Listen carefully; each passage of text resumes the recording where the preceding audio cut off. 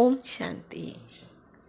আচ্ছা শান্তনুজি, আমাদের একটা প্রশ্ন ছিল যে আমরা জীবনে ডিসিশন নিই, তো কখনো সেই ডিসিশনটা খুব ভালো ফল দেয়, কখনো আবার সেই ডিসিশনই আমাদের জন্য নিজেদের জন্যই ভুল প্রমাণিত হয়।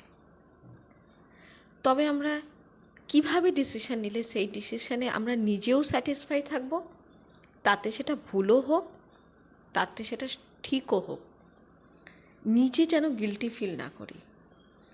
ডিসিশন আমার, আর সেই ডিসিশনই রাইট, নিজে স্যাটিসফাই হয়েছি, সেই বিষয়ে আপনি কি বলবেন? সঠিক ডিসিশন আমাদের জন্য যেরকম একটা সুখী জীবন নিয়ে আসে, ঠিক সেরকম একটা ভুল সিদ্ধান্ত আমাদের জন্য সারা জীবন দুঃখ নিয়ে আসে। এটা আমরা অনেক দিন থেকেই, অনেক বছর ধরেই অনেকের ক্ষেত্রে দেখে আসছি। এবং এই জিনিসটা ঠিক কথা, কারণ আমরা কি হয় না, এমন এমন সিচুয়েশানে এমন এমন কিছু হয়ে যায় যখন আমাদের হঠাৎ করে কিছু একটা সিদ্ধান্ত নিয়ে ফেলি আমরা। সেটা হয়তো রাগের বশেই হোক বা জেদের বশেই হোক, বা যে কোনো কারোর প্রেশারে উপরে এসেই হোক। কিন্তু সেই ক্ষেত্রে কি হয় না কি, আমাদের ওই সময়টা আমাদের মনে হয় যে আমি এটা ঠিক করছি, কিন্তু যত দিন পেরিয়ে যায় তখন আমাদের আস্তে আস্তে সেটা ভেতরে ভেতরে আমাদের এটা ফিল হতে থাকে কি, যদি আমি ওই সময় যদি এই ডিসিশনটা না নিতাম তাহলে হয়তো আজকে আমাকে এই দিনটা দেখতে হতো না। এই জন্য আমরা এই জিনিসটা একটা প্র্যাকটিস করব কি, যখনই যে কোনো ধরনের সিচুয়েশানই হোক না কেন, বা যে কোনো কাজ শুরু করার আগে বা যে কোনো ধরনের প্ল্যানিং করার আগে আমরা 2 মিনিট যদি একবার বসে ভগবানকে ডেকে ভগবানের সাথে ওনার সঙ্গে মানে কথা যদি বলতে পারি, বা ওনাকে নিয়ে যদি আমরা যে কোনো ডিসিশান যদি নেই, তাহলে কী হবে না, সেই ডিসিশানটা খারাপ হতে হতেও হয়তো সেটা ভালো হয়ে যেতে পারে। কারণ যখন আমরা কোনো মানুষের সাথে ডিসকাস করে বা কোনো লিমিটেড কিছুর মধ্যে থেকে যখন আমরা কোনো ডিসিশান নেই, সেটা একটা লিমিটেডই হয়, বা সেটা হয়তো সেই সময়ের জন্য ঠিক হতে পারে, কিন্তু পরবর্তীকালে সেটা ভুলও হয়ে যেতে পারে, প্রমাণিত হতে পারে। কিন্তু যদি আমরা ভগবানকে স্মরণ করে বা ভগবানের সাথে কথা বলে যখন আমরা এই ডিসিশনটা নেব, বা তার উপর আমরা ছেড়ে দেব কি, ভগবান আপনি দেখুন আমার ক্ষেত্রে এটা ঠিক হবে কি না, বা আমি এই জিনিসটা করলে পারে সেটা আমার জন্য উপকার হবে কি না, ভালো হবে কি না, বা আমার সাথে যারা আছে তাদের ক্ষেত্রে ভালো হবে কি না, সেটা যখন আমি দায়িত্ব ভগবানের উপর ছেড়ে দেব, তখন সেটা ভগবানের দায়িত্ব কি, হ্যাঁ বাচ্চা মানে ভগবানের দায়িত্ব এটাই কি, হ্যাঁ বাচ্চা যে ডিসিশনটা নিচ্ছে সেটার জন্য তার ক্ষেত্রে ভালো হয়। অবশ্যই ভগবান সবার ভালোই করবেন, খারাপ কিছু করবেন না, কিন্তু আমাদেরকে এই জিনিসটা মনে রাখতে হবে কি, আমি ভগবানের সাথে ডিসকাশন করে আমি ডিসিশনটা নিচ্ছি, এবং তাহলে কি হবে না, ওই ডিসিশনটা আমার ক্ষেত্রে ভালো হবে। এবং হঠাৎ করে যখনই আমরা কোনো ডিসিশন নিতে যাই, সেই ডিসিশনটা আমার ক্ষেত্রে ভুল হলো কি খারাপ হলো সেটা পরবর্তীকালের পরের ব্যাপার। ওই সময়ের জন্য আমি একদম 2 মিনিট একদম নিজেকে সাইলেন্সে রেখে ভগবানের উপর সেই ডিসিশনটা ছেড়ে তারপরে আমরা আমাদের ক্ষেত্রে আমরা সেই জিনিসটা বলবো কি, হ্যাঁ এই ডিসিশনটা আমি আজকে নিচ্ছি, এবং সেই ডিসিশনটা আমার জন্য ভালো হোক বা খারাপ হোক সেটা আমি ভগবানের উপর ছেড়ে দিলাম। ভগবান আমার জন্য যেটা করবেন সেটা ভালোই হবে। তারপরে যদি সেটা আমার ক্ষেত্রে খারাপ হয় তাহলে সেটা আমার ভাগ্য, কারণ আমি নিজের কর্ম দিয়ে আমার ভাগ্য তৈরি করছি, এক্ষেত্রে ভগবানের কিছু রেসপন্সিবিলিটি নেই। কিন্তু ভগবানের যেটা রেসপন্সিবিলিটি আমার জন্য সবসময় ভালো হয়, এবং সেই জিনিসটাকে আমি মেনটেন করতে পারবো, এই জিনিসটা আমরা মাথায় রাখবো। আচ্ছা, আপনি যে বললেন যে ভগবানের উপরে ছেড়ে দেব, বা ভগবানকে 2 মিনিট মনে করে তারপর কোনো কাজই শুরু করব, তবে আমরা তো জানি যে ভগবানকে দেখা যায় না, ভগবানকে আমরা স্থূল চোখে দেখতে পারি না। তাহলে তার সাথে আমরা কিভাবে কথা বলবো, বা তার সাথে আমরা কিভাবে আমাদের লাইফের ডিসিশন আলোচনা করব, তার রেসপন্স আমরা কিভাবে পাচ্ছি সেটা জানতে পারবো, সেটা যদি আপনি একটু ভালো উদাহরণ দিয়ে বুঝিয়ে দেন তবে খুব ভাই বোনদের ভালো হয়। দেখুন, ভগবানের সাথে কথা বলা বা ভগবানের সঙ্গে ডিসকাশন করা এটা খুব একটা কঠিন ব্যাপার না।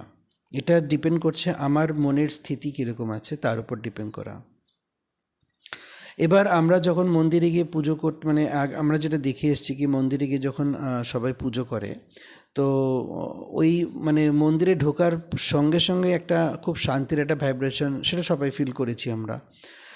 কেন করি? কারণ ওই মন্দিরটা এমন একটা জানতে শান্তিপূর্বক জায়গা যেখানে সবাই মনের কথা ভগবানের সাথে ডিসকাস করে বলবো না, শেয়ার করে।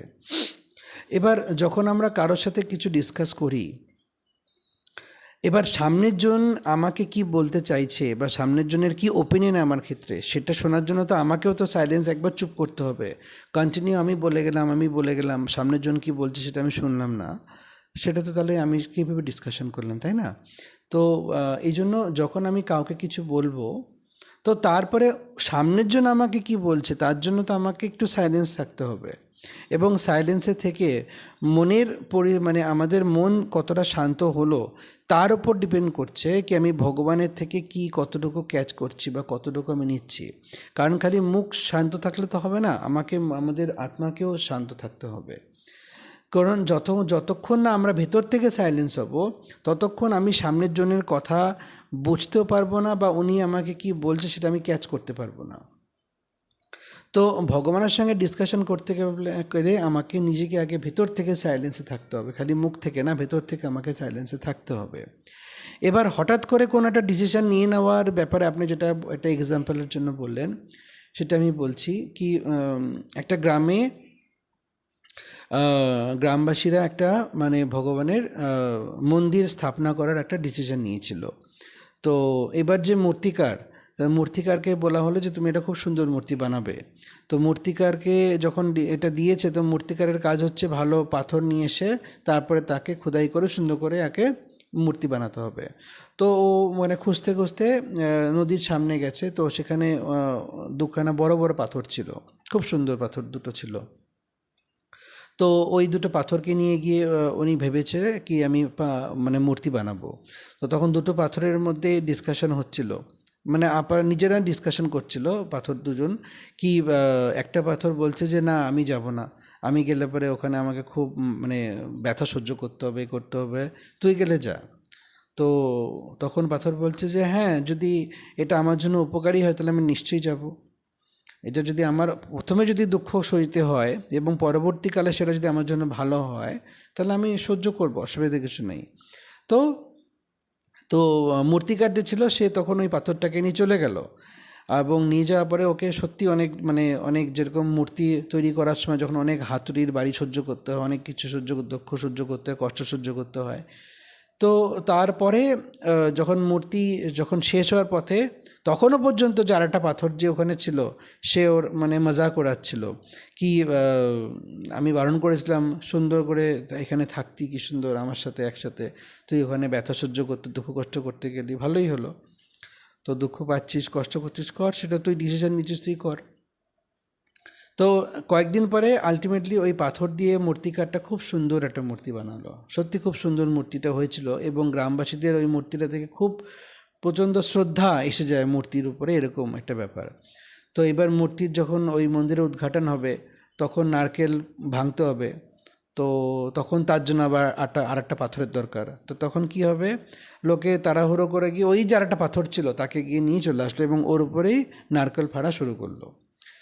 তো তখন মানে আলটিমেটলি এই গল্পের থেকে আমরা কি শিক্ষা পেলাম, যে ওই যে আরেকটি পাথর ছিল যে মূর্তির জন্য রাজি হয়ে গেছিল, তাকে প্রথমে তো মানে কষ্ট সহ্য করতে হয়েছিল, কিন্তু তারপরে সারা জীবন ওর সামনে সবাই এসে মাথা ঝোঁকালো, প্রণাম শুরু করলো। কিন্তু আরেকটি যে পাথর ছিল সে যে তখন ওর মজা করিয়েছিল, ডিসিশন নিচ্ছিল যে যাব না, তো তার ক্ষেত্রে কী হলো, পরবর্তীকালে ওই মন্দিরে ওর মূর্তির সামনে ওর সামনে খালি মেরে মেরে মেরে মেরে সব কী হলো, নারকেল ভাঙার কাজ শুরু হলো। তো এটা হচ্ছে আমাদের জীবনে একটা ক্ষণিকের ডিসিশন, কি আমি অল্প সময়ের জন্য কি ডিসিশন নিচ্ছি, সেটা আমি অল্প সময়ের জন্য বা ওই টাইমের জন্য কতটুকু আমার জন্য ভালো সেটা ভেবে যখন আমি দেখতে যাচ্ছি, কিন্তু পরবর্তীকালে আমার সাথে কীরকম হবে না হবে সেটাও আমাদের চিন্তা করা দরকার, কি অল্প সময়ের ডিসিশন সারা জীবনের জন্য উপকারী হবে না দুঃখজনক হবে। এই জন্য আমি বললাম কি যখনই আমরা কোনো ডিসিশন নেব, আগে 2 মিনিট সাইলেন্সে থেকে ভগবানের সাথে নিজেদেরকে কথা বলে নিজেদেরকে তৈরি করে তারপরে আমরা ডিসিশন নিতে পারে, সেটা আমাদের জন্য ভালো হবে। ধন্যবাদ। তো আমরা জানলাম যে ডিসিশন নেওয়া বিধি, কিভাবে আমরা ডিসিশন নিলে সেই ডিসিশন আমাদের জন্য কার্যকারী হবে, সেটা আজকে আমরা জানতে পারলাম। ওম শান্তি।